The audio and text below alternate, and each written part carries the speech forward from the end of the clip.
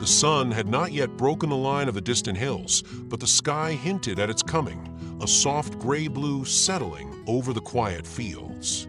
Inside the old stone house, where the air held the scent of dust and eucalyptus, 79-year-old Errol Musk stood at the stove, watching the kettle. His back was slightly curved now, not from defeat, but from the weight of all the years that had passed without a word. The kettle let out a high-pitched whistle, piercing the silence like a memory returning uninvited. He moved slowly, deliberately, lifting it from the burner and pouring hot water into a chipped ceramic teapot. The act was ritual, measured, reverent, a kind of quiet worship for the life he once imagined, and for the one that slipped away. Errol set a single cup on the table, along with a small saucer and a tarnished silver spoon. Then he sat, folding his hands neatly in his lap, as if waiting for someone to arrive.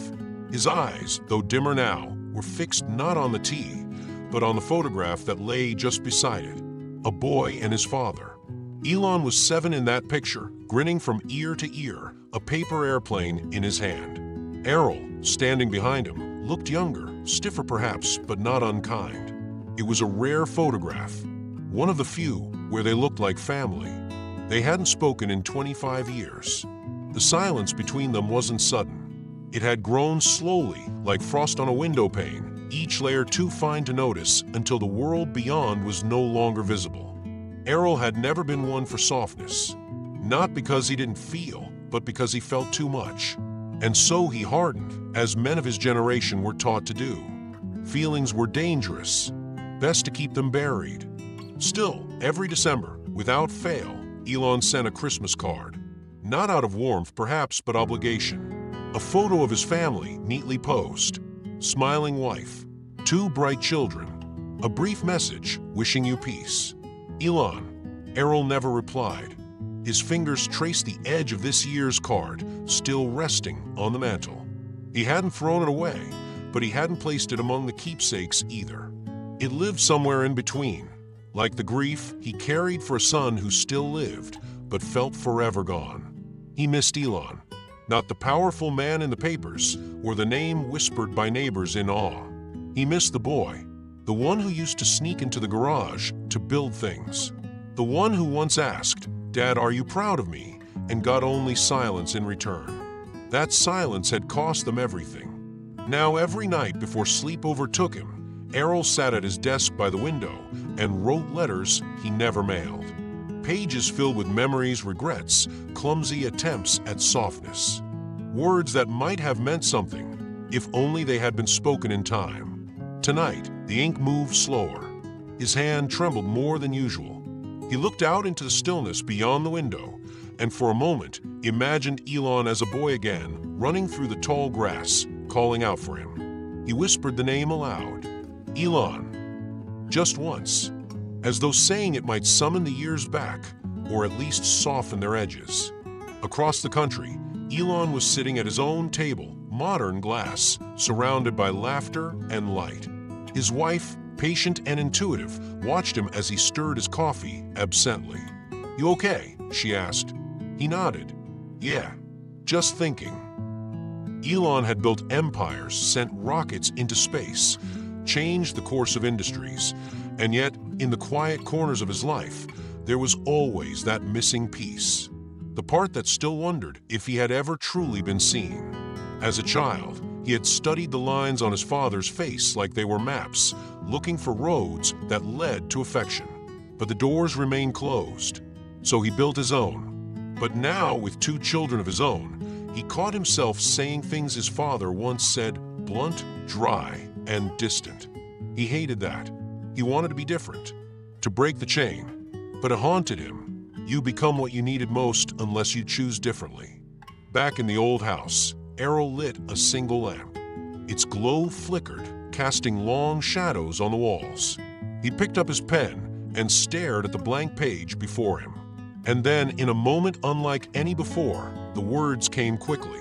"If one day you wish to return, my door still creaks when it opens."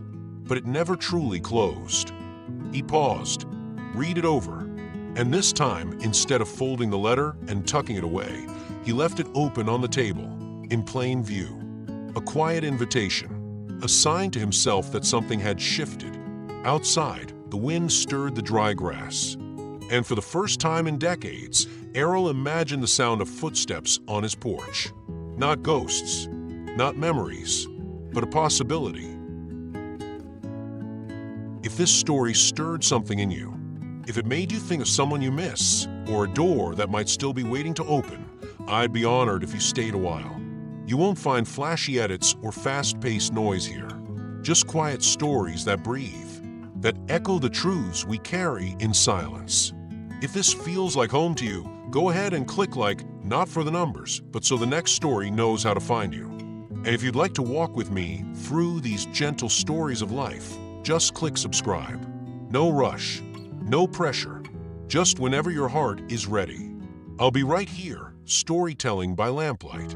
The house was quiet, as it often was after the children had gone to school and the hum of the morning routine had faded. Elon stood in his study, flipping through the shelves that lined one wall, not searching for anything in particular, just letting his fingers move. That was how it usually happened, meaning appeared in moments when you weren't looking for it. His hand paused on a worn spine. Collected poems of Rainer Maria Rilke. The cover had frayed at the edges, the lettering faded to a soft gold. He hadn't thought of that book in years, not since he was a teenager. It had been a birthday gift from his father. A strange one at the time. Errol hadn't written a note, just wrapped the book in plain paper and handed it to him with a nod. Curious, Elon opened the cover. The pages smelled of dust and old ink. As he turned them gently, something fluttered out, thin and yellowed, folded twice. He hesitated. Then slowly, carefully, he unfolded it. It was his father's handwriting. The ink had faded, but the neat, angular script was unmistakable. Elon held the letter as if it might tear under the weight of being seen. The date at the top was from over a decade ago. He read, "I don't know if you'll ever see this. Perhaps that's why I'm able to write it. There are things I don't say well, or perhaps never learned how to say at all. I think of you more than I let on. I wonder where you are, what you've built, what kind of man you've become. There is a part of me, a large part, that misses you, though I wouldn't know how to tell you that out loud. But I do. I miss you, my son." There was more, but Elon stopped there. A sharp breath caught in his chest. He wasn't sure what hurt more, the presence of the letter, or the fact that it had never been sent. Why now? Why hide it in a book? Why write at all if the words were never meant to reach him? He sank into the worn leather chair beside his desk, the letter still trembling in his hands. His thoughts spiraled, not wild, not angry, but quiet and disoriented. There had been so many years between them. So many layers of silence laid one over the other, like blankets too heavy to lift. That night, he showed the letter to his wife. She read it without speaking, then folded it back gently and held it out to him. "Maybe it's time," she said softly. He looked at her unsure. "Time for what?" "For you to decide what to do with the pieces. Maybe you don't need to carry them the same way anymore." Elon nodded, but he wasn't ready. Not yet. In the days that followed, he found himself remembering more than he expected. Flashes of childhood came unbidden. His father at the kitchen table, balancing the checkbook. The sharp correction when Elon dropped a glass. The clipped voice, "You can do better." But there were other moments, too. Like the time he'd come home soaked in rain, and his bed had already been turned down, fresh pajamas laid out. Or the mornings when a brown paper bag with his name on it sat on the counter, packed with care. No words, just actions. Always actions. Was it possible that love had been there all along, just misshapen? He didn't know what to do with that. One evening, after the house had gone still, Elon sat at his desk and pulled out a fresh sheet of paper. His pen hovered for a long time before moving. The words were hard to find, but eventually they came. Not polished, not eloquent, but real. "I found your letter. I don't know why you never sent it. I don't know if you still think of me, but I think of you. Sometimes with anger, sometimes with confusion, and sometimes with something softer. I don't know what this is. Maybe the start of a bridge, maybe nothing at all, but here it is." He folded the letter. He didn't address it, didn't seal it. He placed it inside the drawer of his desk. A quiet offering, a beginning not yet chosen, like a door left half open. A few days later, as he helped his younger son with homework, the boy looked up suddenly and asked, "Daddy, is Grandpa dead?" The question struck harder than he expected. "No," Elon replied slowly. "He's not." The boy tilted his head. "Then why don't you talk about him?" Elon couldn't answer right away.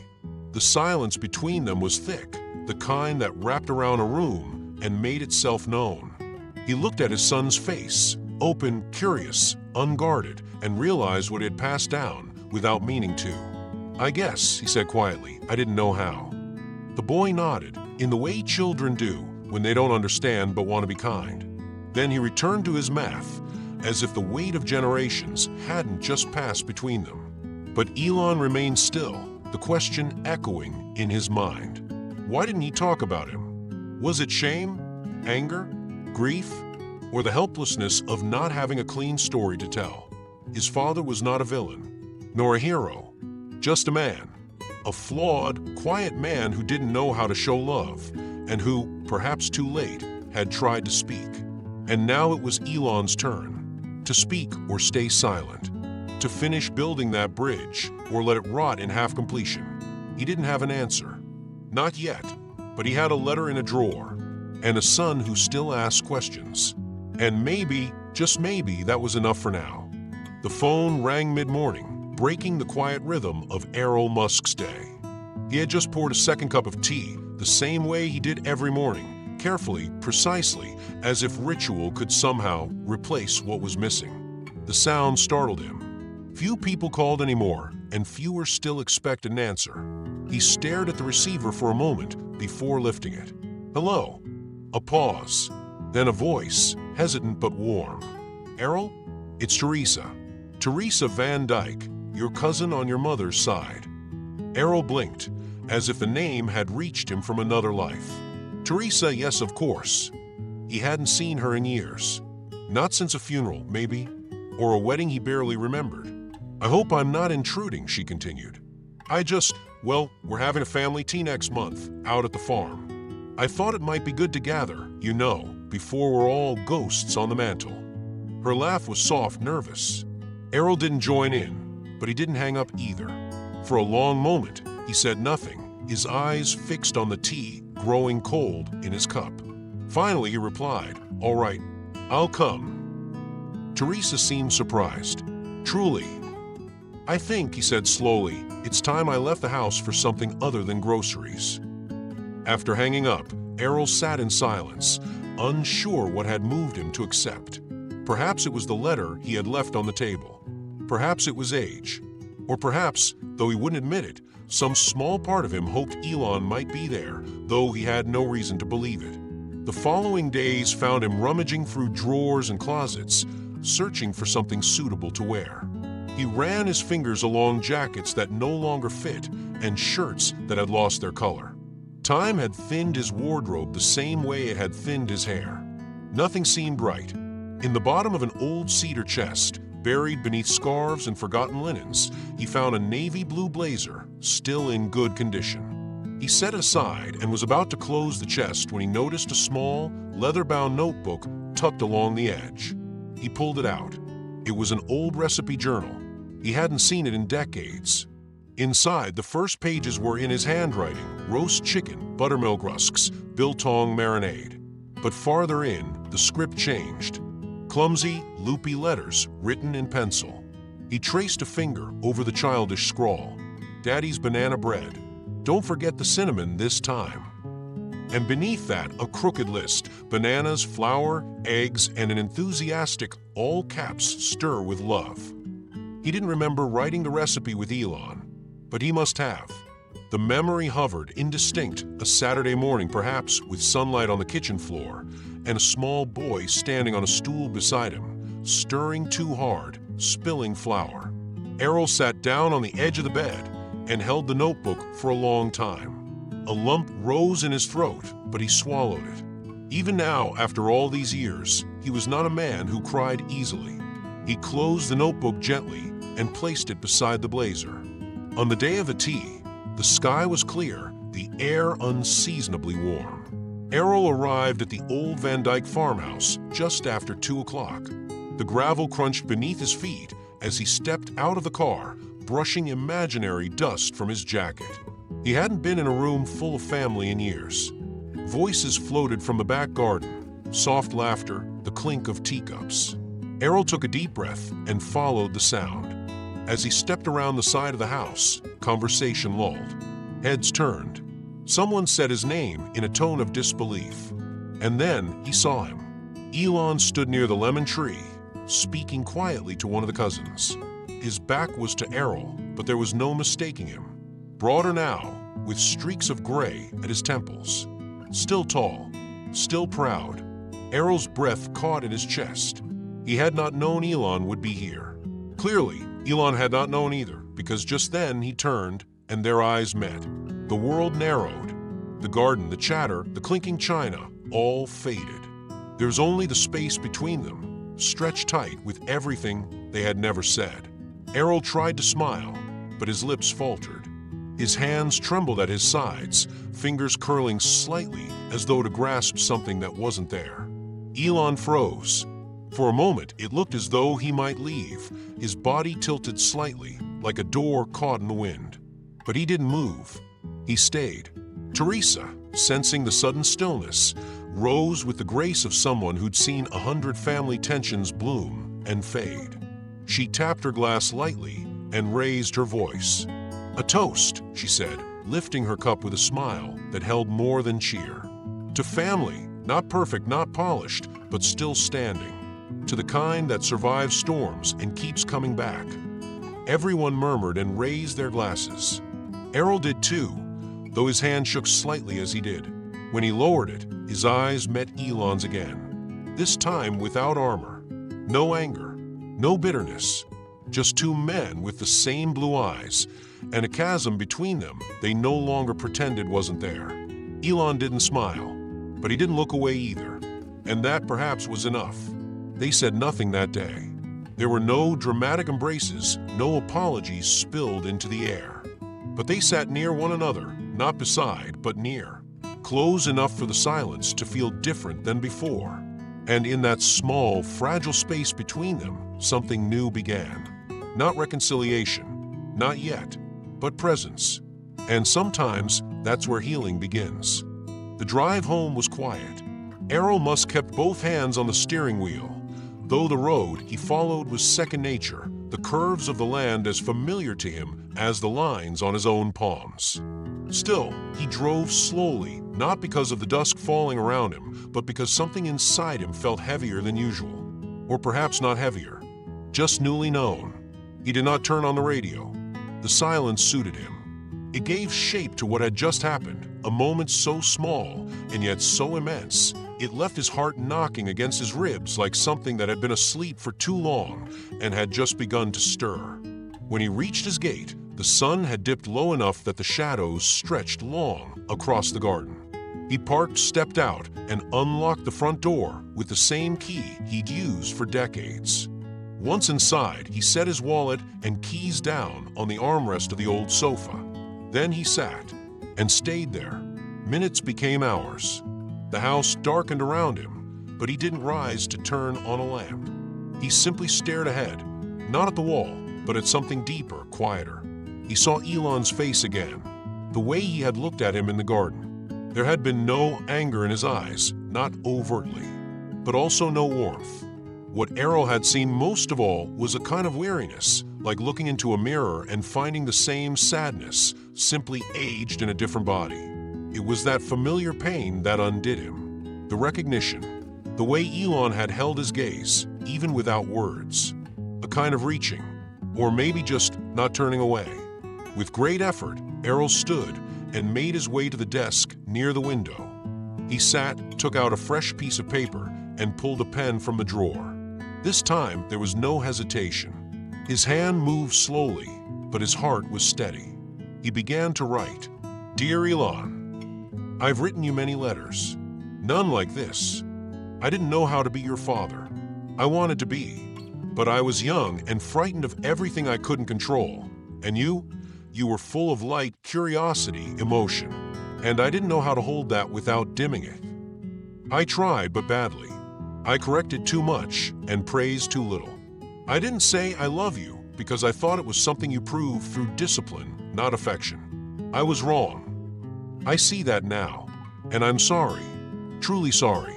Not because I want your forgiveness, but because I finally understand the shape of the damage, and I carry it with me. He stopped, stared at the ink on the page, and felt his chest tighten, not with pride, but with honesty. This letter was not a defense. It was the closest he had ever come to laying himself bare. He signed it, sealed it, and for the first time, mailed it. 3 days later, in the middle of an ordinary afternoon, Elon Musk stood in his hallway, sorting through mail. Amid the envelopes and flyers was one that made his breath hitch, cream-colored, hand-addressed, no return label. His name in his father's handwriting. He carried it to the bedroom and sat on the edge of the bed. The envelope trembled slightly in his hands. After a long moment, he opened it. The letter unfolded like a door in a long-abandoned room. And as he read, something inside him uncurled. There were no justifications, no polished attempts to rewrite the past. Just raw acknowledgement, a father saying what should have been said long ago. When he finished reading, the letter rested on his lap, and the tears came. Not sudden, not violent, just slow, quiet, like rain tapping softly on a roof. He sat on the floor, not for any reason really. It was instinct, the place he used to go when the world felt too large. As a teenager, it had been the only space where he could be alone and feel real. The floor still grounded him even now. After a while, he reached for a pen. He didn't know if he would send the letter he was about to write. But the words came, not like an essay, not like a speech, just like a truth that had waited too long. Dad, I got your letter. I read it more than once, and I cried, not because I'm angry, but because I didn't expect you to say what you did. Growing up, I never felt hated, just unseen, like I was always doing too much or not enough. I remember the silence more than the shouting, the corrections more than the kindness. But I also remember the packed lunches, the way you checked the locks twice before bed, the time you fixed my bike without me asking. Maybe you didn't know how to say it. Maybe I didn't know how to hear it. I don't need an apology, but I needed to know you saw it too. So thank you. He folded the letter. No envelope, no stamp, just a small white square of truth placed gently in the drawer. Days later, back in the stone house, Errol found the letter waiting. Teresa had delivered it during her visit, handed to him with a small, knowing nod. He sat in the kitchen to read it, light streaming through the lace curtains. The paper trembled slightly as he unfolded it. Each line was a small minefield, not of blame, but of memory. And yet he survived each one, not untouched but intact. When he finished, he sat back in his chair, the letter resting against his chest. His eyes were wet, though he hadn't realized it. He let out a long, quiet breath, the kind that leaves you hollow and full at once. He saw me, he whispered. It was not triumph. It was not closure. But it was something true. And for the first time in his long life, Errol understood what it meant to be seen, not just as a father who failed, but as a man who tried. A man who, in his own broken way, had loved. And across the miles, Elon felt it too. They were not healed, but they had begun. Not as father and son, not yet, but as two men who had survived the same absence and were no longer pretending it had never existed. The decision came quietly, like so many others in Elon Musk's life, not with fanfare or urgency, but with a stillness that lingered in the space between old memories and unspoken longing. 25 years had passed since he last walked through the gates of the house where he had grown up. A lifetime, it seemed, folded into silence. He dialed the number with hands steadier than he expected. The phone rang 3 times before a familiar voice answered, older now, but unmistakable. Hello. Elon inhaled. It's me. I was thinking of coming by this Saturday, if the offer still stands. There was a pause, not of hesitation, but of quiet consideration. Then Errol replied, his voice low and calm. "The kettle will be on the stove." That was all. And yet, for Elon, it was everything. Saturday came cloaked in a pale blue sky and the scent of damp earth. It had rained the night before, just enough to stir the roots beneath the ground. The road to his childhood home was lined with eucalyptus trees, their leaves shimmering as the morning light slipped through them. Elon drove with the windows down, letting the wind move through the car like breath. When he reached the old gate, he stopped the car and simply looked. The house was smaller than he remembered. The years had gently worn its paint and softened its edges, but still stood, resolute, familiar, and full of echoes. He opened the gate slowly, the iron latch releasing with a creak that stirred something deep in his chest. Every step up the garden path felt like walking into a memory. Each crack in the stone, each rustle of leaf, a whisper of boyhood afternoons, and the unspoken spaces between him and the man who had raised him. The door opened before he knocked. Errol stood there, wearing a clean, pressed shirt and slacks, simple, but clearly chosen with care. He looked smaller than Elon remembered, though perhaps it was just that time had drawn his shoulders forward and softened the lines of his frame. But his eyes, those pale, watery blue eyes, were as piercing as ever. For a moment, neither of them spoke. Then, almost shyly, they stepped toward one another. Their embrace was brief, awkward, as though their arms were learning a new language, but they embraced. That was enough. Inside, the house smelled of tea and old wood, and something fainter still, the familiar trace of something once called home. They sat at the kitchen table, the same table, Elon realized, where so many silent dinners had once unfolded. Between them now sat a teapot, 2 cups, and a plate of shortbread biscuits. The steam rose like something sacred. They spoke at first of easy things, the weather, the garden, the boys. Elon described his youngest son's obsession with stars. Errol asked about his wife's health. There were pauses, long ones, but they weren't uncomfortable. They were filled with breath, with the weight of things not yet said. Then the silence thickened. Errol was the one who broke it. "I had no idea how to be your father," he said, his voice low but steady. "I thought if I kept everything orderly, everything strict, then maybe I wouldn't fail you. But I see now. I was afraid I wouldn't be enough." Elon looked up slowly, his eyes glassy. "And I was afraid I'd never be seen." There it was, the whole of it, laid bare in 2 sentences. Not a full history, not a catalog of grievances or a courtroom of apologies. Just 2 truths, offered without armor.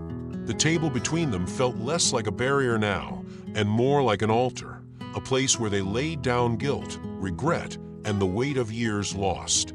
"I used to stay awake at night," Elon said quietly, hoping you'd say something. "Anything, just to know you saw me." "I saw you," Errol said almost too quickly. Then he corrected himself softer. "I didn't always know how to show it. But I saw you." Outside, a bird called from the lemon tree. Neither man moved. They just breathed in that moment, one where neither was a boy or a tyrant or a disappointment. Just 2 men, stripped of pretense, trying. Elon rose first and walked to the window above the sink. He stared out at the yard, the old swing still hanging from the jacaranda, the flower beds along the fence. "They're still here," he said. "Who?" Errol asked gently. "The flowers," Elon replied. "I planted them with Mom. She told me they wouldn't grow unless we talked to them. I used to whisper to them after school. Stupid, I know." "Not stupid," Errol said. "They're the only things in that yard that never stopped blooming."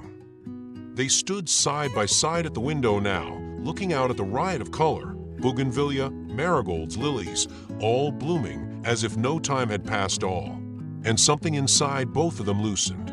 Elon wiped at his eyes, and Errol did not pretend not to see.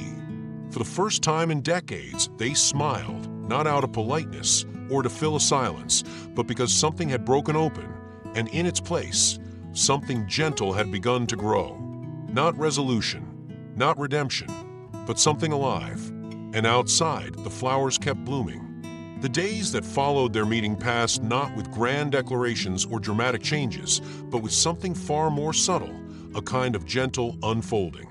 Errol Musk, who had spent most of his years building walls of silence and stoicism, now found himself doing something quietly radical, reaching out. At first, it was small. A message sent one morning after his usual walk along the gravel path behind the house. Saw a bluebird in the garden. Thought of you. It was simple, almost clumsy. Errol stared at the words before pressing send, wondering if it was too much or not enough. But he sent it anyway. Elon responded with a single emoji, a faint smile, followed by, "Bluebirds were Mom's favorite." That was it. No elaboration, no emotional weight, but was a response. And in its brevity, it held more than words could express. It was acknowledgement and constancy.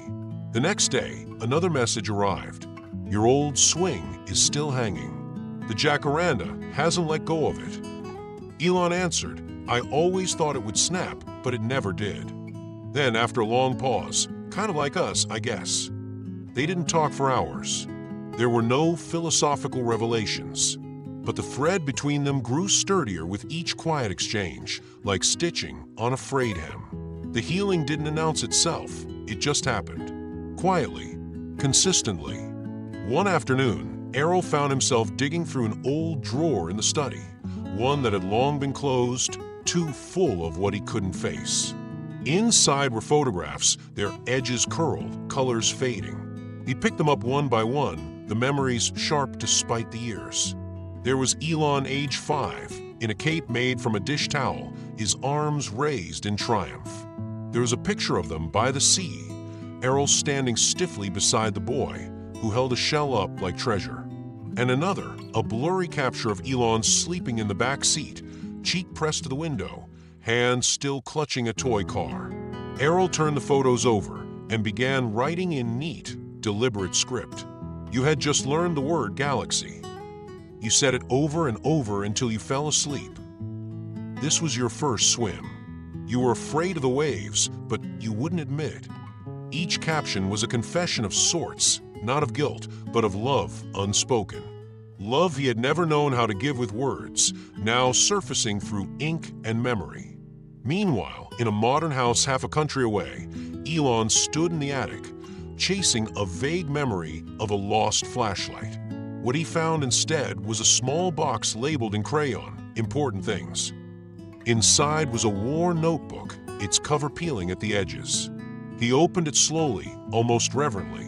Inside were drawings from his childhood, wild scribbles of rockets and stars, and pages with phrases beneath the sketches. "My dad is strict, but he fixes stuff. He doesn't smile a lot, but he makes me sandwiches. He is brave. I think. Maybe. He is brave." That line repeated, as if he needed to believe it. Elon didn't know why he cried then. Perhaps because the boy who wrote those words had been reaching, trying to make sense of a man he couldn't quite grasp. And now that man was reaching back. He took a picture of the page and sent it to his father. No message, just the image. Errol saw it in the dim light of his living room. He was sitting on the edge of the sofa, reading a book he couldn't follow, when the phone vibrated beside him. He opened the photo and stared at it for a long time. And then he wept. Not loudly, not in anguish, but with a kind of softness that surprised even him, as if the grief had been waiting for permission. He didn't reply immediately. He didn't need to. Later that week, they planned another visit. This time, it wasn't for any occasion. No holiday, no reason, just a quiet, mutual desire. "I'll be there around for," Elon wrote. "The kettle will be on," Errol answered, as if it had always been that simple. When Elon arrived, the air was warmer. The garden was in bloom. The door opened before he knocked, again, and this time their embrace was less hesitant. Still brief, but more natural, like something remembered. They sat at the kitchen table again, but the tension had softened. They spoke of silly things, the neighbor's cat, the biscuits that came out too dry, the time Elon tried to dig a tunnel to the other side of the world. They interrupted each other. They laughed. The rhythm was imperfect but real. Errol still held himself stiffly, still blinked too slowly before answering, still stirred his tea without drinking it. But Elon noticed he listened more now. He didn't just wait for his turn to speak. He took his time, not to defend, but to understand. And Errol, watching his son's hands move as he spoke, strong, sure, with the same quiet focus he remembered from childhood, was struck by how gentle Elon was. Not in voice, but in presence. In the way he made space, even when wounded. There were no grand apologies, no dramatic declarations, but there was exchange, glances that lingered, silences that didn't ache, and stories offered without fear. Later, they stood by the window again, the same one overlooking the flower beds. The garden was alive, vibrant. The marigolds and bougainvillea that had once been tended by a boy and his mother now bloomed without help, fierce and stubborn. "Funny," Errol said. "I thought they'd stop coming back." "They didn't need us," Elon replied. "They just needed time." They stood there for a while, the silence easy between them. In that moment, neither was trying to fix the past. They were simply watering what remained. And somehow it was enough. It was late afternoon, the kind that carried a stillness heavy with possibility. Light filtered softly through the lace curtains, painting pale gold across the worn kitchen floor. Elon stood near the window, arms folded loosely across his chest, watching the garden where the marigolds had begun to lean toward the fading sun. He had come for tea again, but what rested on his mind wasn't steeping in the kettle. "I've been thinking," he said gently, his voice just above a whisper. "Maybe we could make something together." Errol, seated at the table with a cup warming his hands, lifted his gaze but said nothing. His silence wasn't resistance, just the space he needed to receive a new idea. A memory box, Elon added. Just pieces of what mattered. Photos, notes, things worth keeping. Errol looked at him for a long moment. "Only if I can burn a few too." Elon gave a half smile, the kind that held understanding rather than amusement. "Deal." They began the next morning. The process was slow, not because they lacked items, but because every drawer, every envelope, every folded piece of paper held a breath of something forgotten. In the living room, a low box was placed at the center of the carpet. They sat on either side of it, like men drawing water from a well long closed. They started with the easier things. A postcard from a summer trip.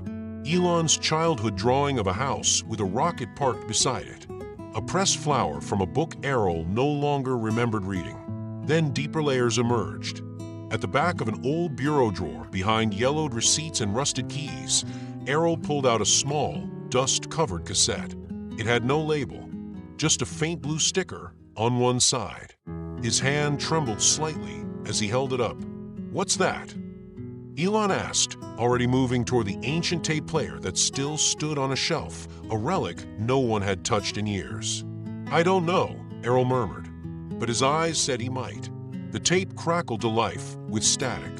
Then through the soft hiss came a child's voice, high, cheerful, slightly off-key. "You are my sunshine, my only sunshine." Elon froze.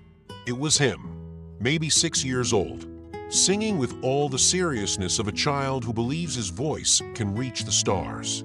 Errol didn't move. His eyes had gone glassy. His lips parted slightly, as if to speak, but nothing came. "I don't remember this," Elon whispered, almost to himself.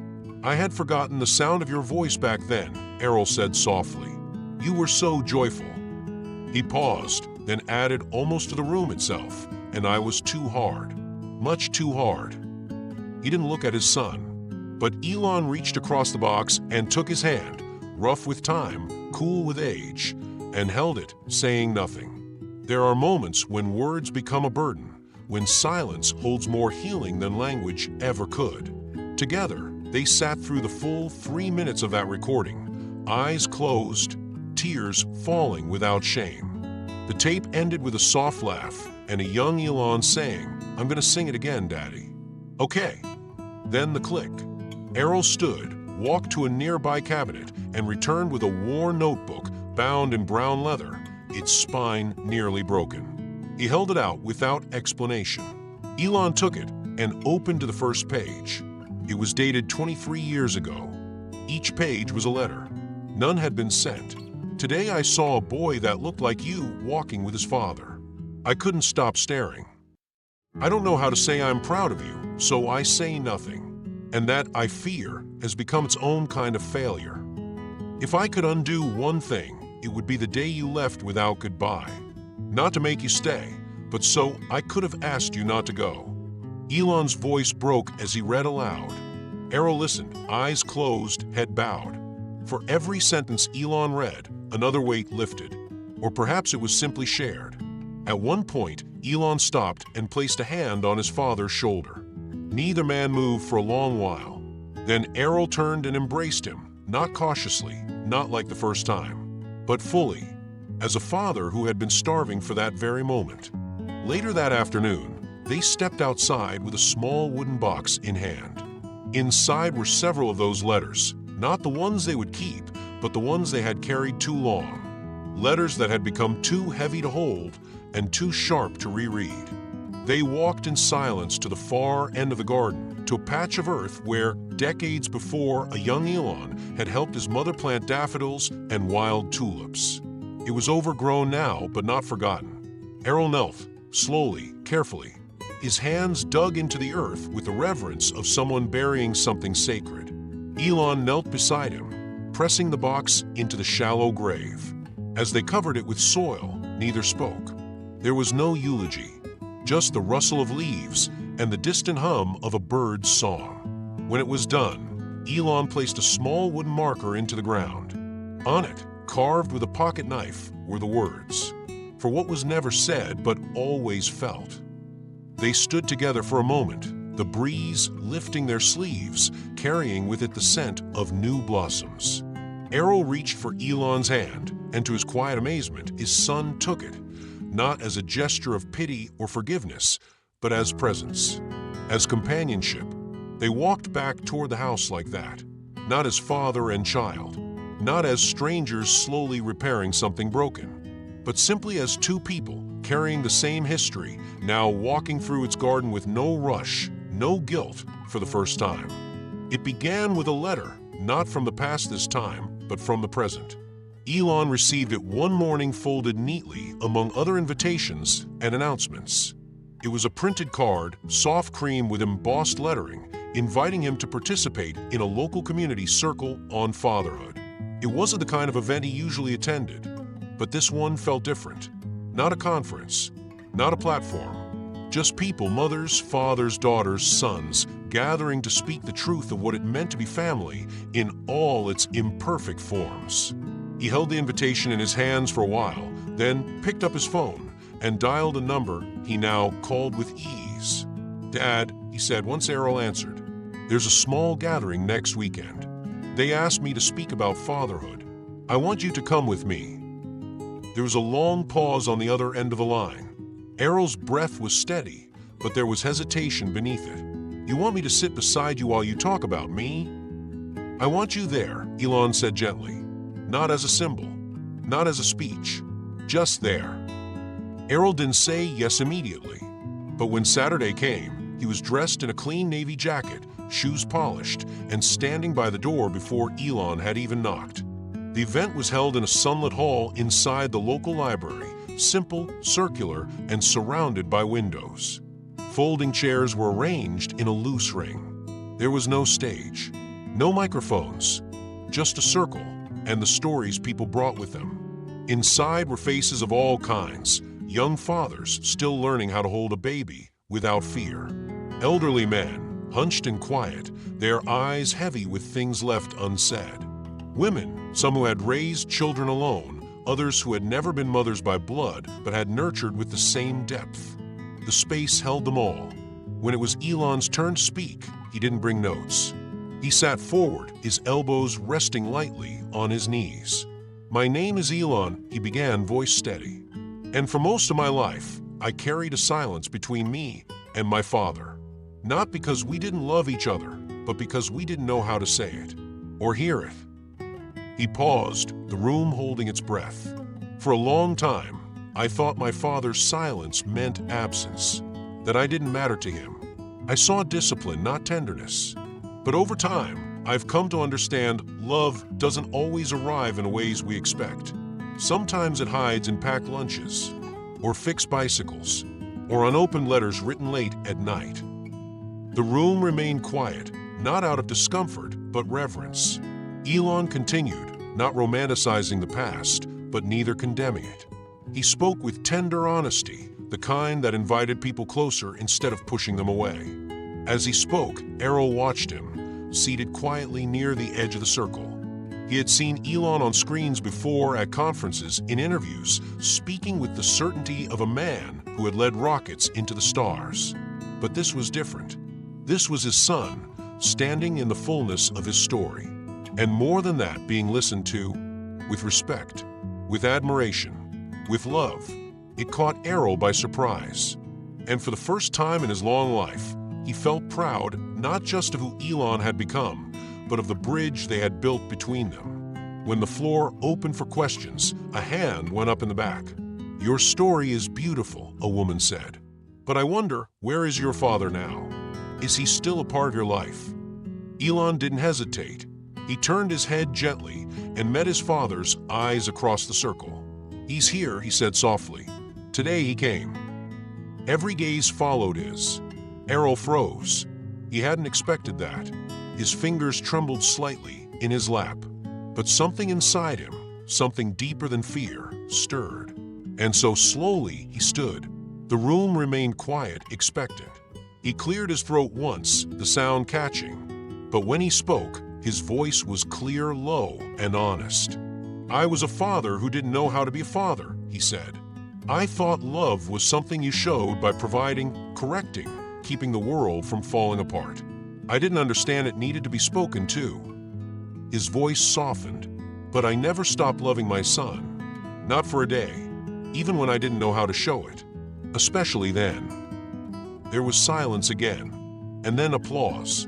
Not thunderous, not performative, but full of feeling. The kind of applause that doesn't celebrate perfection but courage. After the circle dissolved, people lingered. Conversations sparked between strangers.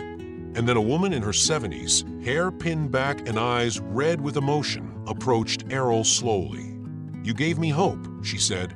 "I haven't spoken to my daughter in 10 years. But maybe I still can." Errol nodded, too moved to reply. Elon came to his side, their shoulders brushing. No words were needed. The warmth between them said enough. They had told their truth, not just to each other now, but to others. And in doing so, they had carved a path. As they stepped out into the quiet town square, dusk had settled. The breeze was soft, and the sky hung in pale lavender and fading gold. They walked together, arms loosely around one another, unhurried. A flower vendor stood near the fountain, arranging buckets of roses. Elon paused, then smiled. "Two, please," he said, handing over a few bills. He gave one to his father, held the other in his own hand. Errol looked at the rose, surprised. Then, after a moment, he looked at his son and smiled. "Thank you, Eli," he said, the name tumbling out from a place long sealed. Elon froze, stunned, not because he hadn't heard it before, but because he hadn't heard it in decades. They continued walking, side by side, the roses in their hands, the silence between them now full, not with distance, but with everything they had learned to say. It was a Thursday afternoon when Errol cleared his throat and said, not without effort, "You know, you could stay the night if you'd like." The words were simple, but they carried weight. An invitation not just to occupy space, but to rest, truly rest, in a house that had once held tension and distance like humidity. Elon looked up, slightly taken aback. He hadn't slept under that roof in more than 25 years. The memories were folded into every corner of the house, some tender, others unfinished. Still, he nodded. "I'd like that." Errol spent the rest of the afternoon preparing the guest room. It had once been Elon's childhood bedroom, though little of it remained. The walls were now a soft, dusty cream, and the shelves had been cleared years ago. But tonight, Errol smoothed fresh white linens onto the bed and placed a small sachet of lavender beneath the pillow, not because he thought it mattered, but because it felt right. When Elon entered the room later, his breath caught. The window was open just enough to let the air in. The bed looked almost ceremonial in its stillness, and the faint scent of lavender tugged at a memory he couldn't fully place. Maybe a summer, maybe a dream. He stood in the doorway a long moment before walking in. There was no clutter, no ghosts, just quiet, and something new.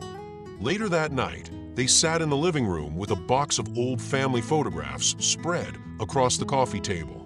The light from the small, standing lamp cast long shadows behind them. Neither spoke at first. They just passed the photos back and forth, smiling softly, letting time soften what once was jagged. Elon picked up a photo of himself at 10 years old, wearing a wildly oversized blue blazer. "Why did you let me out of the house like this?" Errol chuckled. "You were stubborn. Said you looked like a real inventor. I figured if the blazer didn't stop you, the world wouldn't either." They laughed, full, unguarded laughter. Another photo revealed Errol with dark, unruly hair and an enormous mustache, standing beside a woman in an apron with a frying pan in hand. "That was your mother's idea of camping," Errol said, smiling faintly. "Backyard grill, burnt toast, and marshmallows by the flower beds." Elon leaned in, eyes softening. "She looks happy." She was. Not graceful, but she made breakfast like it was a ceremony. No one's ever made scrambled eggs like her. The words settled between them, warm and surprising.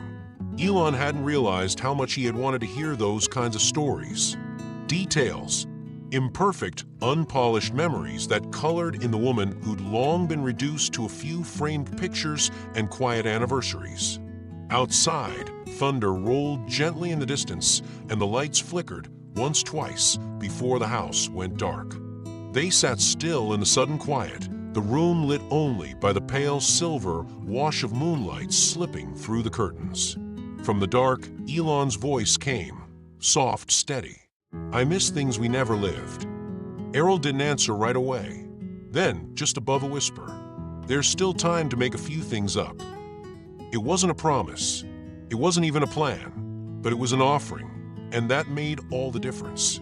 They sat in that darkness, two men who had once lived like neighbors in the same house, now simply being, not fixing, not explaining, just being.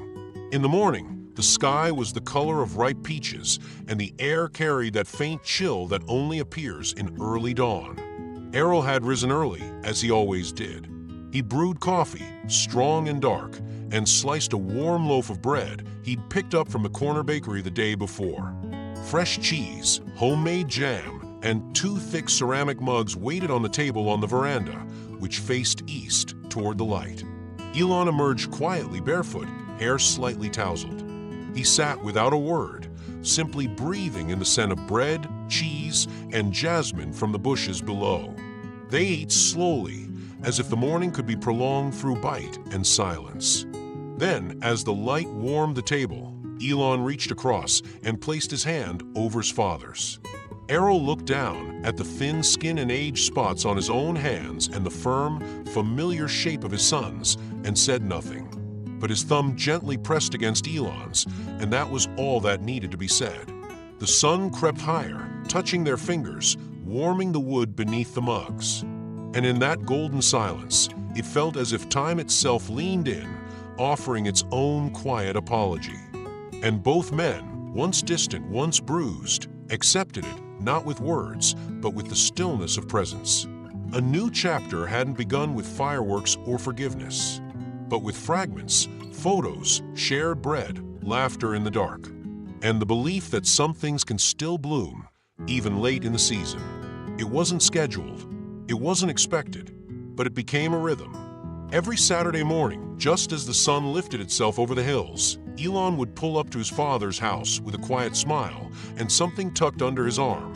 Sometimes a bouquet from a local market, sometimes a warm loaf of bread or a small chocolate cake he'd baked the night before. And sometimes he brought nothing but himself, his silence, and the comfort of presence. There was no longer a sense of duty in the visit, no fragile truce to be maintained, only want. The want to be there, the want to share, the want to keep building what had almost been lost.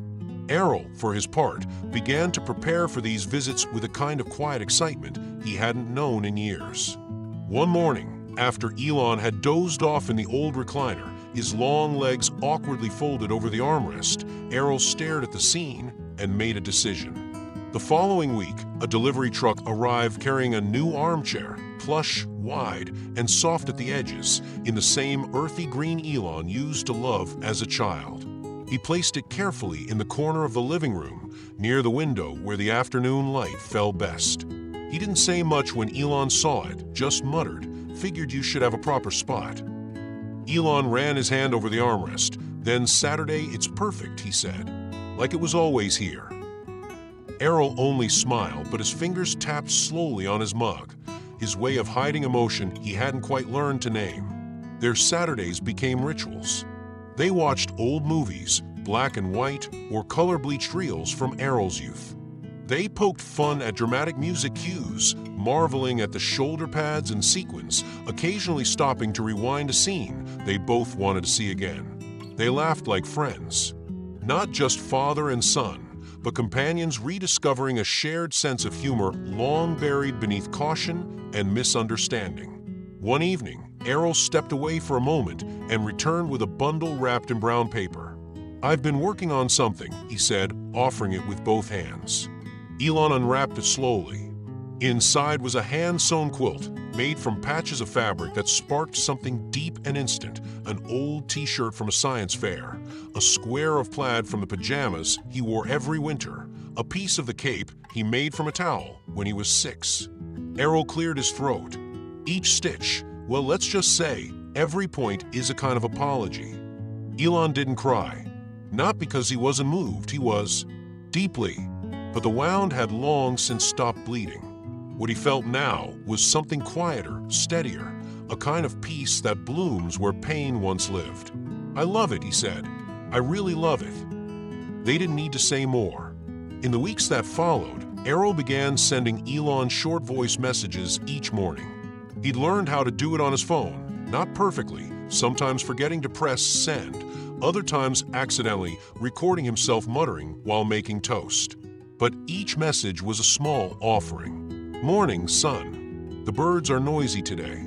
Don't forget to wear something warm. It looks like rain. Thinking of you." Elon saved them all. One day, Elon introduced Errol to podcasts, something the older man had never quite understood. But when he sat beside his son, earphones shared between them, and listened to stories of reconciliation, of fathers who learned, sons who forgave, daughters who reached out, something changed. They started listening together every Saturday after lunch, reclining in their chairs, eyes closed, sometimes not saying a word until the credits rolled. Inspired by one episode, they decided to write a letter together. A real letter on paper, with both their signatures at the bottom. It was addressed to a small nonprofit that worked with families struggling to reconnect, fathers in prison, estranged siblings, children in foster care. The letter wasn't dramatic, just honest. They wrote about what it meant to lose time, to lose words, to fear that too much had been broken, and then to discover that love doesn't disappear when neglected. It simply waits, sometimes for years, sometimes for a lifetime. They sent the letter and forgot about it. A month later, the organization published it in their quarterly newsletter. The response was overwhelming. One evening, Elon opened his inbox and found a message from a young woman. She wrote, "I read what you and your father wrote. I haven't seen my mother in 6 years. I was sure it was too late, but your words, they gave me courage. I'm going to call her tomorrow." Elon read the message aloud to Errol, who sat on the veranda with a blanket over his knees and a biscuit in hand. For a long moment, Errol said nothing. Then, almost to himself, he whispered, "We did something good, didn't we?" Elon leaned over and wrapped his arm around his father's shoulder, pulling him close with the ease of habit now. "We did," he said, "and we're still doing it." The breeze picked up slightly, rustling the nearby rose bush. The light grew golden, not the brilliance of noon, but the warm, forgiving glow of late afternoon. They sat that way for a while, watching the sky shift, not rushing, because by now they understood. True love doesn't erase what came before. It simply casts light on what still can be. It had been raining since morning, not the kind of storm that shouted against windows, but the gentler kind, as if the sky itself were remembering something. A soft drizzle hung over the gravel road leading up to the house, and a hush wrapped itself around the old wooden porch like a blanket. The sound of drops on the tin roof played in time with memories too quiet to name. Elon didn't call, didn't send a message, didn't knock. He just arrived, a paper bag pressed to his chest, still warm with the orange cake he'd baked the night before. There were no candles, no occasion. Only the soft pull of missing someone and the rain as an excuse. Inside, the house smelled faintly of wood polish and lavender oil. The old turntable was spinning. A single song filled the living room, warbling and scratched in places, but unmistakable. It was the song Errol always mentioned, the one that had been playing when Elon came into the world. "I had just set the needle down," Errol would say, and before the first verse finished, there you were. Now he sat beside that same record player, adjusting the tone arm with a kind of reverence. The years had hollowed his cheeks and softened his spine, but his fingers moved with the precision of memory, not habit. He didn't hear Elon come in until the floor creaked. Errol looked up. His eyes held surprise for a moment, then softened into something like recognition, not just of the man standing in the doorway, rain-soaked and quiet, but of the boy who used to run barefoot down that very hallway. "No umbrella?" Errol asked with a half-smile, the record still turning behind him. Elon shrugged, loosening his collar. Didn't think that far ahead. "You brought cake," Errol said, nodding toward the bag. "And some silence," Elon added. "Hope that's okay." Errol chuckled low. "Always." He patted the couch cushion beside him. A knitted blanket lay folded on one end, as though anticipating someone's return. Elon sat down without a word. The blanket was shared without negotiation, and the room fell into a stillness only years of absence can prepare for. They didn't speak much. They didn't need to. The music filled the spaces that once held accusation. The fire in the hearth crackled faintly. Outside, the rain stitched a rhythm onto the windows, and time itself seemed to fold in around them, quiet and forgiving. Elon glanced at his father's hand, resting near the edge of the record player. The skin was thin, veined with memory. It was a hand that had once punished and protected, built fences and silence alike. Now it simply rested, a monument to what had been lived and what had been lost. "I had a dream last night," Errol said, breaking the quiet like a man stepping into cold water. "You were little again, maybe 5. You called me, Papai Bom." Elon's lips parted. He hadn't heard that phrase in decades. A relic from childhood, Portuguese passed down through his mother, innocent, small, full of hope. "I still call you that," he said, his voice unsteady. "In here." He touched his chest lightly. Errol blinked once, slowly. "Good." They spent the next hour with crossword puzzles spread out between them. Errol had marked the ones they hadn't already attempted. Elon read the clues aloud, teasing out meanings, laughing when their guesses turned absurd. "For letters. Something you lose when you grow up." "Elon." "No, not me. Try again." "Time. Sleep." They both laughed. At some point, the music stopped. Neither rose to change it. The silence between them now had rhythm enough.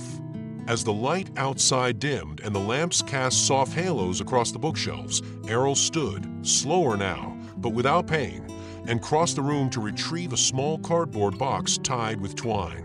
He placed it on the coffee table. "I was saving this," he said.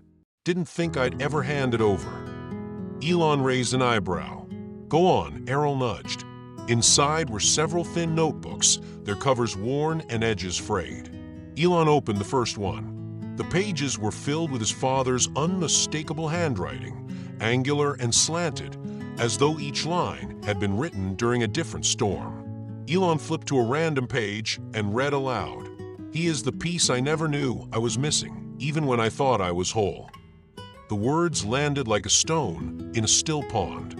Elon swallowed hard, blinking against the pressure behind his eyes. "You wrote this?" Errol nodded. eyes distant. "Why?" Elon asked gently. "Why write all this if you never planned to show me?" "Because I didn't know how to say it," Errol replied. "And because I didn't want to forget what loving you felt like, even when I didn't know how to act like it." Elon reached over and took his father's hand. It wasn't theatrical. No music swelled. Just two hands, one aged and veined, the other steadier now than it had ever been, resting together. Not clinging, not seeking, just knowing. "Thank you," Errol said softly, "for not giving up on me." "I thought about it," Elon smiled, "but there was always this space in me. I didn't know what it was until now." Outside, the rain began to lift, turning into mist over the garden. The fireplace popped gently. A fresh log settled into ember. Neither of them moved. They didn't need to. And as night crept in, they sat together in the kind of silence that doesn't ask for conversation, the kind that only lives where love has returned. Because sometimes words aren't enough. Sometimes they're too much. And in the hush between sentences, between breaths, between all the things they once couldn't say, something new had grown. A love not declared, but finally known, and resting at last in peace. It started as an idea spoken half in jest, half in hope. What if we took a trip? Just the two of us. Elon said it while rinsing two mugs in Errol's small kitchen, the scent of orange peel still hanging in the air from the cake they'd just shared. Errol, seated at the kitchen table, looked up with the briefest flicker of surprise behind his washed blue eyes. "A trip? At our age?" Elon smirked. "At our age, there's not much time left to postpone things." There was a silence. Not uncomfortable, just a moment where time paused to see what would come next. Then Errol, with a slow nod and a softness rarely seen in him, replied, "All right, just the two of us." They chose a quiet village 2 hours inland, no airports, no headlines. Just rolling hills, cobbled roads, and a guest house with wood-framed windows and lace curtains. The kind of place where time moved as slowly as the cows crossing the road. The drive there was filled with music from the 1970s and scattered memories neither had spoken aloud in years. Elon spoke of his first bike. Errol remembered the day he taught him to ride, his hands hovering behind Elon, never quite touching, ready, but not imposing. It struck them both how that gesture had defined so much of their history. When they arrived, the air smelled of pine and wet grass. They took a walk down a dirt path that wound past sunflowers and fences wrapped in ivy. They didn't speak much. They didn't need to. Their footsteps fell into rhythm, and that was enough. At a little weekend fair, they sampled jams and picked up hand-carved trinkets. Errol bought a tiny wooden owl for no reason at all. Elon, ever amused, bought them both matching hats that said "Lost and Found." The vendor laughed. "Back in fashion," he said, and neither of them corrected him. Later, with ice cream dripping down their fingers and mismatched photos on their phones, they found a bench beneath a tree that looked older than both of them combined. There they sat and let the afternoon pass without asking anything from it. Their room at the inn was small but cozy. 2 single beds, creaky wooden floors, and a window that opened to the sounds of crickets and night birds. Errol stood by the window for a long time that first night, just watching the wind move through the trees. "I never traveled with my father," he said, voice quiet but clear. "Wasn't what people did back then. Fathers worked. Sons obeyed." Elon, lying on his bed, propped himself on one elbow. "I think we broke that pattern, just by being here." Errol turned, eyes glistening in the moonlight. "You're the one who broke it, Eli. I just followed your lead." The next morning, they visited a chapel they'd seen on a pamphlet, tiny, almost forgotten, nestled beneath eucalyptus trees. Inside, the light filtered through colored glass, painting the pews in gentle blues and reds. Neither spoke as they entered. They simply walked to the front, where a row of candles waited. Errol took one, lit it, and whispered, "For all that we missed, and all that we now have." Elon closed his eyes. Back at the guest house, they sat on the porch with mugs of chamomile tea, the sun sinking behind the hills. With a worn notebook between them, They wrote a letter addressed to their future selves. "If one day we forget," Elon wrote, "let this trip remind us, healing is always possible." Errol added in his scratchy script, "We may be late, but we arrived. And that counts." They folded the letter, tucked it inside the guest book of the inn with permission, and left it there for whoever might need it someday. When they returned home, Elon printed a photo of them both from the trip, hats on, grins imperfect, background blurry. They framed it and hung it in the hallway of Errol's house.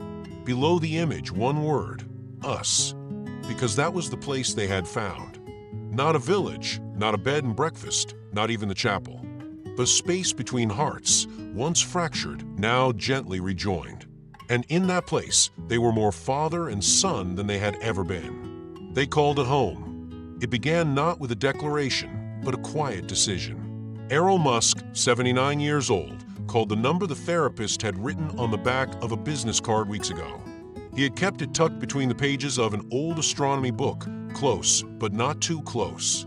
It felt like placing dynamite near a fault line, dangerous but necessary. His voice, when he left a message, was calm. Too calm, as if trying not to disturb the ghosts. The first session came on a Thursday. Rain again. Errol arrived early, sat in the car for 10 minutes, then walked into the small beige office with walls lined with books and a diffuser puffing out lavender. The therapist, a woman in her 40s with silver streak curls and kind eyes, simply said, "Welcome." And something cracked. He didn't cry. Not yet. But he spoke. About structure. About rules. About his father's fists slamming against the dinner table, not in anger, but in ritual. He spoke of silence used as discipline, of being told to be a man before knowing what a boy was. When he told Elon later that week, his voice wavered just once. "I went." Elon looked at him with a softness that had taken years to grow. "To therapy?" Errol nodded. "I want to understand why I was the way I was." There was no reprimand, no praise, just a hand reaching across the kitchen table to hold his. "I was raised in fear," Errol said. "That's what I knew. I didn't know another way." Elon squeezed his hand. "But now you do." That night, Errol sat alone with a cup of rooibos tea and opened an old tin box. Inside were photographs brittle with age. One showed his father, stiff in a military coat, unsmiling. Another of his mother, her eyes always darting toward the edges of the frame, like she was never fully there. That week in therapy, he spoke of them. And for the first time, not with blame. Just truth. His therapist gave him an unusual assignment, write a letter to his father. Not for sending, just for saying what had gone unsaid. Errol resisted. Then one quiet morning, he sat down with a pen and wrote, "I feared you more than I loved you, but I still wanted your approval. I mimicked your tone, your rules, your detachment, and I passed it forward. But I am learning to put it down, to stop handing out silence like its inheritance." He folded the letter and placed it in the same tin box. Later, he showed it to Elon. Elon read in silence, then looked up. He didn't know either, Elon said gently. "But you did. You learned. You changed."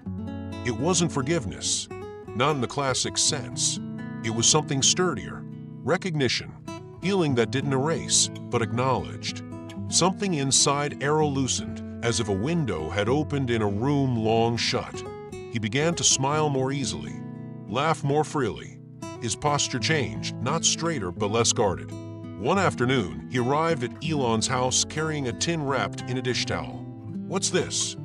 "My grandmother's honey cake. Haven't made it since I was 20. Thought it was time." They ate it on the porch. It was dry, a little burnt at the edges, and entirely perfect. "I want you to know my roots," Errol said. "The good parts. They existed too." Elon nodded, savoring both cake and sentiment. In the weeks that followed, they began building something new, a family tree. Not for genealogy's sake alone, but to understand, to trace love alongside loss. They pulled out boxes, sorted names, pieced together marriages and migrations. Errol lit up telling stories of a great aunt who played piano in bars during the war. of a cousin who ran off to join a circus, of a sister who wrote poems and hid them in the hem of her apron. Each name placed on the paper was a thread stitched back into the fabric of belonging. One evening, Elon paused with a pencil above a blank branch. Should we add the ones who hurt us? Errol looked long at the space. Yes, he said at last, but with their full names. Not just what they did. They were more than their mistakes. And so are we. The tree grew, and with it, a sense that the past needn't be rewritten to be re-understood. It just had to be seen through eyes that no longer flinched. As the days passed, they kept the letters, the tree, the old photos in a wooden box labeled simply Memory Garden. Because they knew now the past only haunts when we refuse to look at it with tenderness. And naming pain is not reliving it. It's releasing it. Together they were learning, not how to forget, but how to begin again with open hands. The morning air smelled of paper and possibility. A soft breeze carried the scent of coffee and damp grass as white tents flapped gently across the square, filled with the low hum of conversations, laughter, and the rustling of pages turned by curious fingers. It was the town's annual literary fair, nothing extravagant, just heart and words, and this year, Elon had been invited to speak. Not about technology, not about space, not about innovation, but about something infinitely more human, reconciliation. Elon arrived early, as he always did for things that mattered. But this time, he wasn't alone. Beside him walked a slower gait, careful but determined, Errol, wearing a clean button-down shirt tucked into khaki slacks and a tweed jacket that smelled faintly of cedar and lavender. It had been Elon's idea. "You should be there," he'd said. "This story isn't mine alone." Errol had hesitated, of course. He'd never been one for stages, for eyes watching. But Elon had looked at him with a kind of gentle certainty that left little room for doubt. Now, as they reached the edge of the small stage beneath a canvas canopy, Elon squeezed his father's shoulder. "You can stay in the front row. I'll do most of the talking." Errol nodded, though his chest felt tight, not with fear exactly, but with something heavier and older. Something like awe. The seats filled quickly, families, teachers, young writers, elderly couples. Elon stood center stage, the mic in his hand steady, his eyes scanning the crowd. But when he began to speak, it wasn't to them he looked. It was to Errol. "My name is Elon," he began, voice calm, but wrapped in something raw. "And today, I'm not here to talk about rockets or numbers. I'm here to talk about what saved me." A hush fell. Even the children stopped fidgeting. "I was raised by a man who didn't know how to be soft," Elon continued. "He was stern, distant, and I mistook that for the absence of love. For most of my life, I carried that wound like armor." He glanced briefly at Errol, who sat still as stone, his hands folded in his lap, knuckles white. "But something changed," Elon said. "Not because we forced it, not because we had some grand breakthrough, but because we started staying, sitting in the hard parts, listening, trying again." His voice caught just slightly. He didn't clear his throat, he let the emotion live. And the miracle, if I can call it that, didn't come from fixing the past. It came from choosing the present, from saying, "Let's begin again." There was silence when he stopped, and then thunderous applause. People stood, some wiped their cheeks. But Elon raised a hand, smiling. "I'd like to invite someone up here. The reason this story is real. My father." Errol's eyes widened. His heart thundered. But he stood.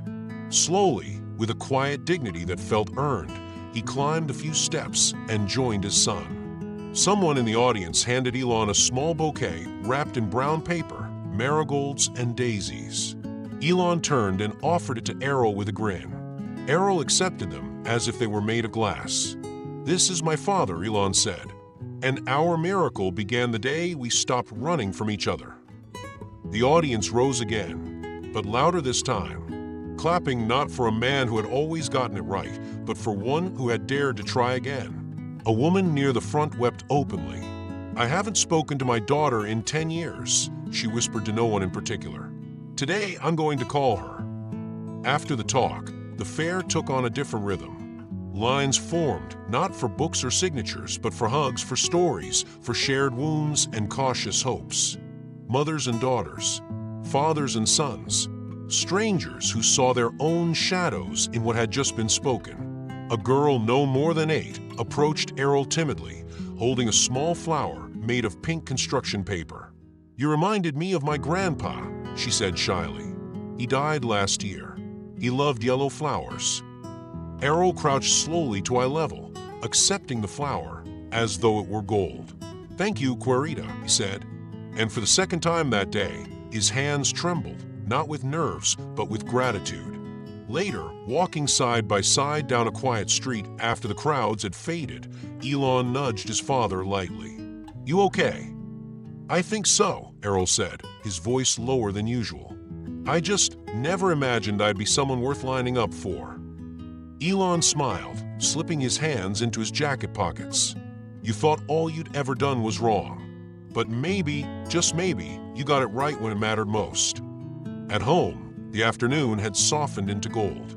The yard smelled of wet soil and sunlight. Elon held a small sapling in his arms, a young yellow ipe, its roots wrapped in burlap and hope. They dug together, slow but steady. Errol lowered the tree into the hole, patting the earth around it with the same care one might use to tuck in a child. Elon pressed down firmly, anchoring it, steadying it. They stood back. "It'll take time," Errol said, "but it'll bloom in the right season." "That's the point," Elon replied. "So did we." They placed a small handmade sign beside it. Just one word, etched in wood with a simple penknife. "Roots." The wind stirred the branches gently, and the leaves caught the light like flickers of gold. They didn't say much after that. They didn't need to, because sometimes healing doesn't look like a breakthrough. It looks like shared dirt under fingernails. A quiet afternoon, a sapling planted not to erase the past, but to honor what had survived it. And in that yard, where so much had once been silence and absence, now stood something living, something growing, something deeply, undeniably theirs. Time, once a sharp and merciless current in their lives, had slowed into something gentler. Not stagnant, no, but softened, rounded at the edges like a stone worn smooth by a river that no longer rushed, but flowed with quiet grace. Errol was older now. That much was undeniable. His steps had grown slower, his hands more careful with each passing season. But his eyes, those pale, drifting blues, had found new light. There was mischief in them again, a kind of boyish curiosity hidden in the creases that life had carved. His jokes had returned, too, dry, perfectly timed, and delivered with a straight face that made them all the funnier. Even when his knees ached or his memory slipped for a second too long, he met the day with a chuckle and a shrug. "I didn't come this far just to grumble about it," he'd say, slicing apples at the counter, handing one to Elon like it was a ritual they'd always had. Elon, for his part, had made the visits more frequent, not out of guilt or obligation, but from something far sweeter, desire. He wanted to be there, to share slow breakfasts and talk about books, to laugh over soup recipes gone sideways, to simply be, not as a son checking in, but as a man choosing presence over performance. They cooked together now, often in silence. Errol would cut vegetables while Elon read aloud from novels or biographies, sometimes poetry. The rhythm of it soothed them both, like music for hands and hearts. One gray afternoon, as they sipped rooibos tea on the porch wrapped in separate blankets but the same peace, Errol stood up without a word and disappeared into the house. He returned with a photo album, brand new, wrapped in a soft linen cover the color of dried lavender. "I call it beginnings," he said, placing it between them.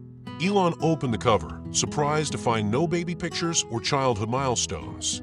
Instead, the pages were filled with moments from recent years, a photo of their hands clasped across the breakfast table, a snapshot of their shoes at the threshold after a long walk, a note Elon had written months ago, "Got the tea you like. Come when you can." Taped gently to a page. Because, Errol said softly, restarting something that seemed broken, that's a kind of miracle too. A daily one. Elon traced a finger over the edge of a photo, the two of them laughing, heads thrown back, eyes squinting in unison. The kind of laughter that didn't need to forget pain in order to bloom. It had simply grown around it. A few days later, Elon brought over something he'd been working on in secret, a short video montage. He played it on the old TV, and Errol watched in silence as familiar faces filled the screen. Friends, neighbors, even distant relatives, sharing brief messages. "He's lighter now," said a friend from church. "He laughs with his eyes again," said a neighbor.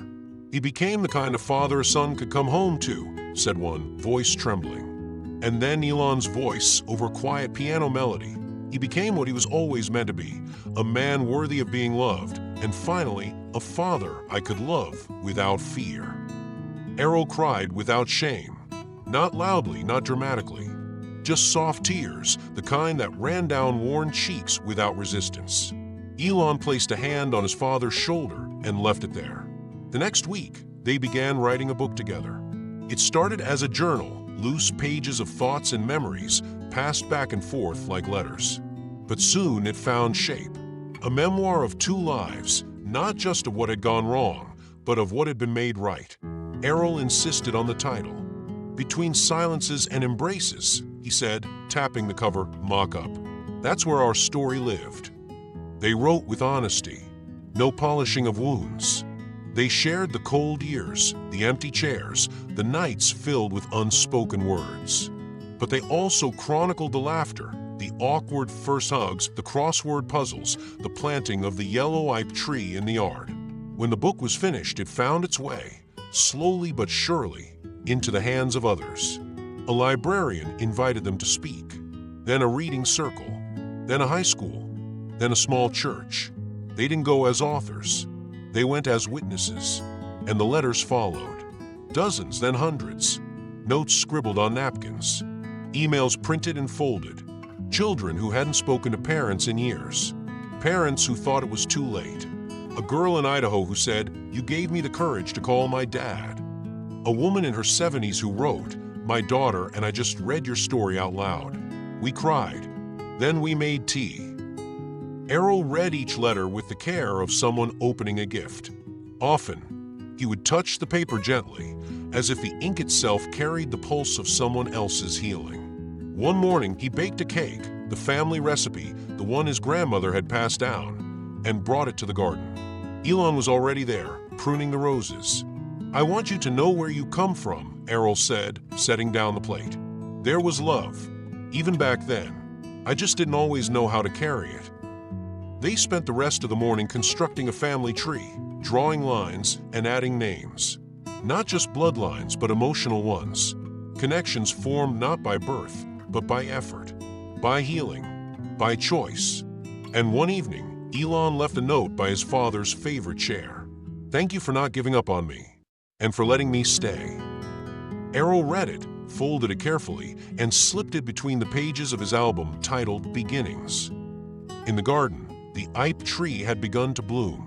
Bright yellow petals opened quietly under the morning sun.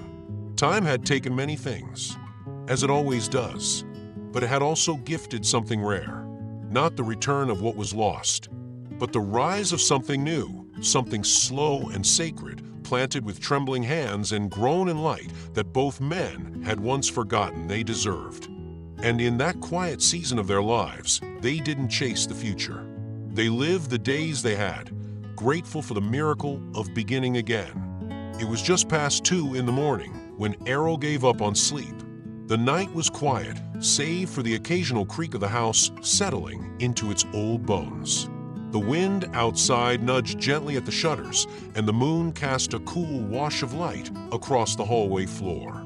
He rose from bed not because he was restless, but because something in him stirred, a pull, a whisper of memory from the past.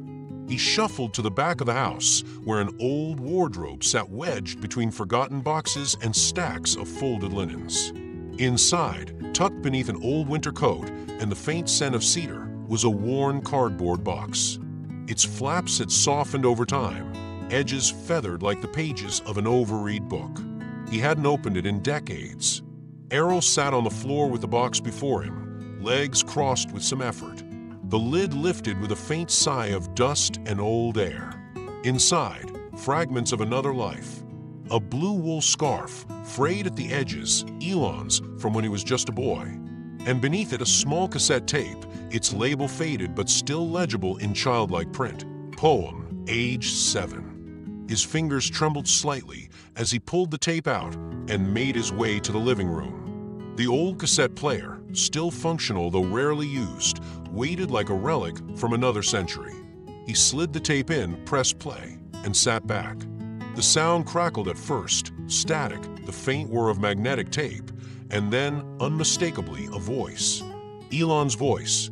Small, clear, slightly lisping, as children's voices sometimes are. Reading carefully. Fathers are mountains/quiet and tall. Sometimes they don't say much, but they're there through it all. Errol closed his eyes. The words wove around him like the warmth of that blue scarf. He could see his son again at 7, skinny legs, mismatched socks, a gap-toothed grin. He remembered the night Elon had asked to record that poem for school. He'd barely paid attention then, distracted by work, by worries, by the iron mask he wore as a man of his generation. Now, hearing that little voice, the past came flooding back. He remembered the way Elon would crawl into his bed after a nightmare, not saying a word, just climbing under the covers and resting his head against his side. He remembered the quiet comfort of those moments, and how even then he hadn't known how to say, "I love you" out loud. But love had been there. Unspoken, perhaps, but never absent. The tape ended. Errol remained seated, eyes wet, one hand over his mouth as he smiled, not from joy, but from recognition, from the aching sweetness of memory. The next morning, he woke early, his chest still full of something soft and unresolved. He opened the kitchen cupboards and reached for ingredients he hadn't touched in years. Rice, milk, sugar, lemon. He worked slowly, intentionally, zesting the lemon like his late wife used to, folding everything into a pot, the scent rising with the warmth of purpose. It was Elon's favorite dish as a boy, arroz doce with lemon zest. Comfort in a bowl. By the time Elon arrived for their usual Sunday visit, the house already smelled of cinnamon and citrus and childhood. Elon stepped through the door, paused, and inhaled deeply. "Arroz doce," he said, half disbelieving. His voice softened. "I haven't smelled that since." "I know," Errol replied quietly, not turning from the stove. "Thought I'd try to get it right again."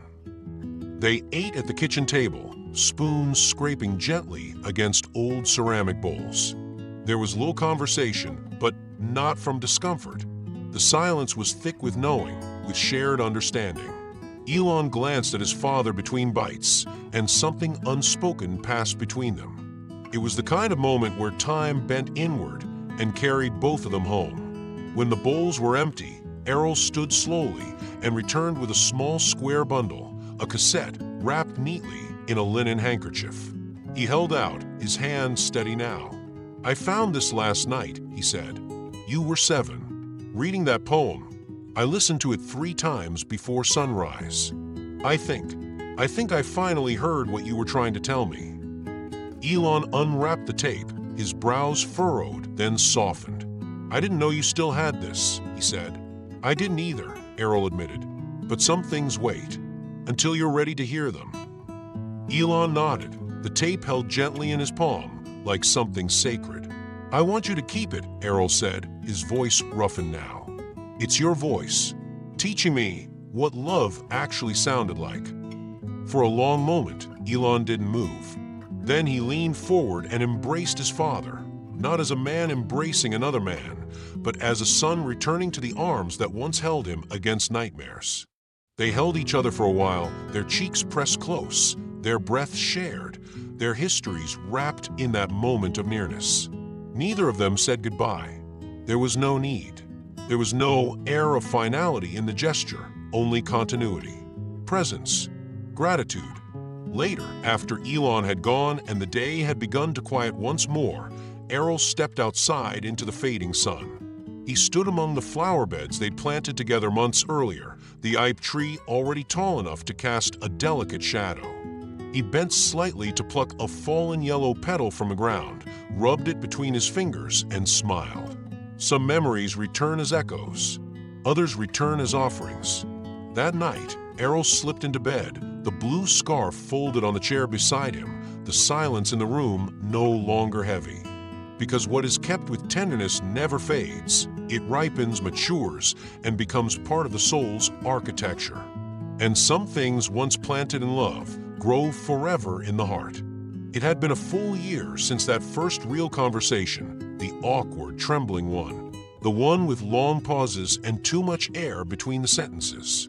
The one where nothing was fully resolved, but everything began to shift. In the months that followed, something gentle took root. Elon and Errol, once two men walking parallel roads with no bridges between, had become something close to whole again. Not perfect, not polished, but present. And that they came to learn was enough.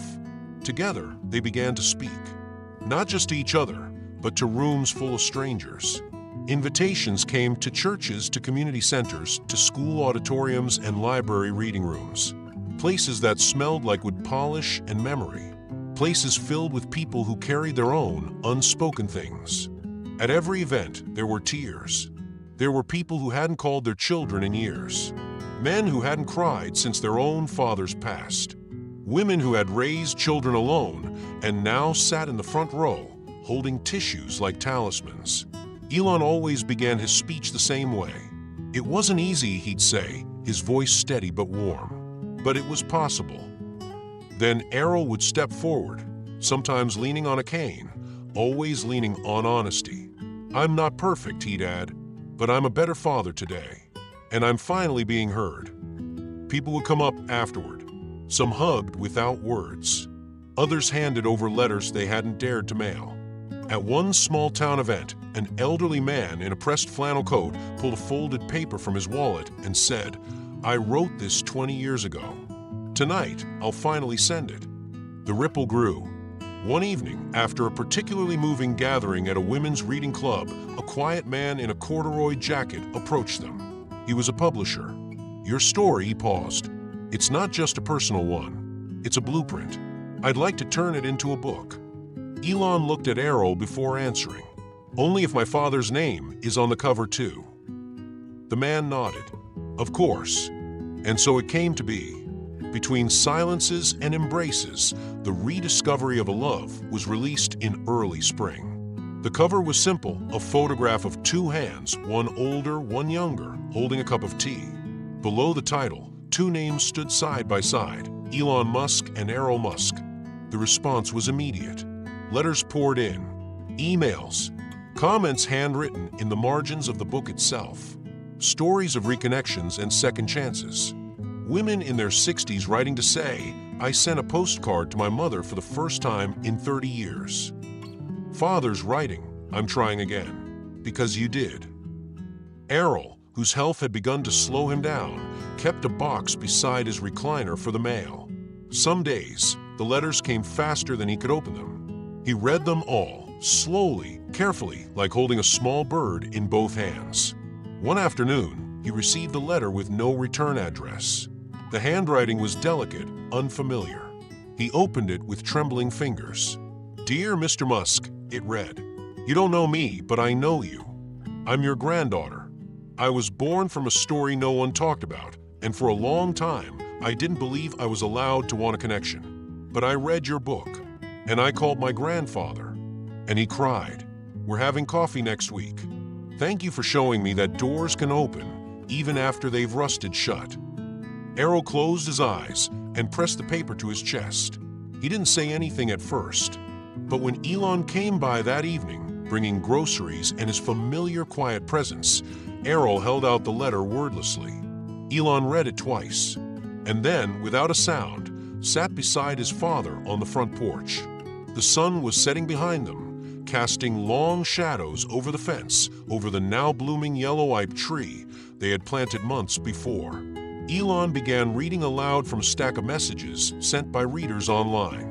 One was from a woman in Oklahoma. Your story gave me the courage to call my son. I was terrified, but we're meeting for lunch next week. Another from Portugal. I cried reading your chapters. My father never spoke of his regrets. I wish he had. I wish I had. But now I'll speak them to my own children. Thank you. Errol, his head resting lightly on his son's shoulder, allowed a long breath. Not of weariness, but of release. For those who stayed, he whispered, voice gravelly, eyes half closed, it was worth it. Elon said nothing. He didn't need to. The silence between them was full now. Full of what had been built. Full of what had been saved. That night, Elon wrote something on a card and tucked it into the pages of their book. Thank you for not giving up on me, and for letting me stay.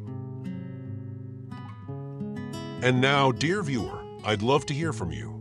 Did this story stir something in your heart? Maybe a memory, a person, a door you're still hoping to open? Leave a comment below. I read and respond to every single one with care.